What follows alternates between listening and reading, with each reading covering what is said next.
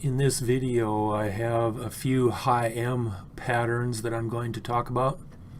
And if you're not familiar with them, high M's are a reversal down pattern.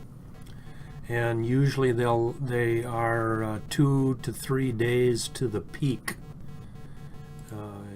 In this first example that I have here, this is a normal high M pattern. It's a down up pattern. It's like a BOC pattern on a peak, but this is what I refer to as a normal high M pattern, because you can see the high M's throughout the different charts. The power chart has some divergence in that power red is a higher right peak, and power Zion is a higher left peak, and other conditions like this, or other conditions that we see, are trend red is trend gray is in a bottlenose up pattern, and it's highest, again indicating a next day down pattern. Excuse me. Zip green is at 100, and that's real indicative of, we call it a pinpoint peak. It goes up and then bam, comes right back down. And we say that because it already went up once 2 days ago, and then, the price went up, but the trades were not there. The green stayed down, but now the price went back up, and zip green went up, which, if you're not familiar with it, zip green tracks the buyers in and out of the stock. One key element in that is there is a pattern that we recognize, and that is zip gray has stuck its nose out above zip red. And again, you may have heard me say on other videos, or at least talk about it, when zip gray sticks is higher, when you have a spike up or on a peak, when zip gray is higher than zip red, it's almost an automatic for a next day down. Likewise, when red and gray spike down in the zip chart and gray goes under red, the next day is almost an automatic for going back up. I guess nothing's automatic. You need to look at the and verify the conditions. You have one opposing pattern here. Zip Zion is lowest and going up. That's indicative of a next day up, but there's just an overwhelming amount of evidence showing us that is not the case.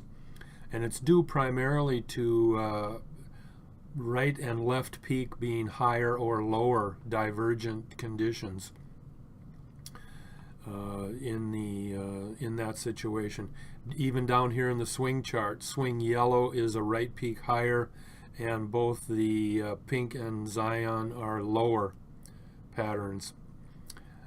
On the next one I have, this particular one here has red on highest on the left peak of the high M, and green highest on the right peak of the high M. And both of them, let me check here. Oh, the green is a higher right peak, and the red is a lower right peak. And so there's a double type of divergence there. And typically on something like that, I would think that we'd have a little bit more push on that. But this is only a $9 stock, so there isn't a whole lot of, I see the issue right over here.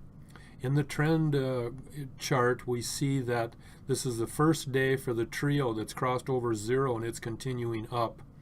And so it's going to have the trend lines are pushing up on this, and they're pretty strong.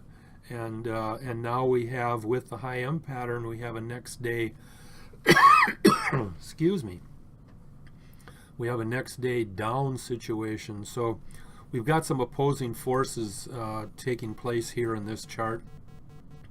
Zip red and green are on a red peak pattern. Zip red is at 86 and zip yellow is at 60. And it obviously still works for a next day down, even though zip yellow is above 50. And I think you've heard me say that before, that there's great flexibility in the red peak and red spike patterns. They can be all over the place and still work. But those are some conditions that we find in the high M pattern, and they invariably are next day down patterns. But if you see, for example, the zip yellow is riding real high, then it's not necessarily a next day down pattern. That first one we looked at dropped about, I think it was about $3.50, and that was a $48 stock. So they're both pretty significant in their relationship as far as the percentage drop. But again, not all of them are the same, but that's the idea behind a high M pattern.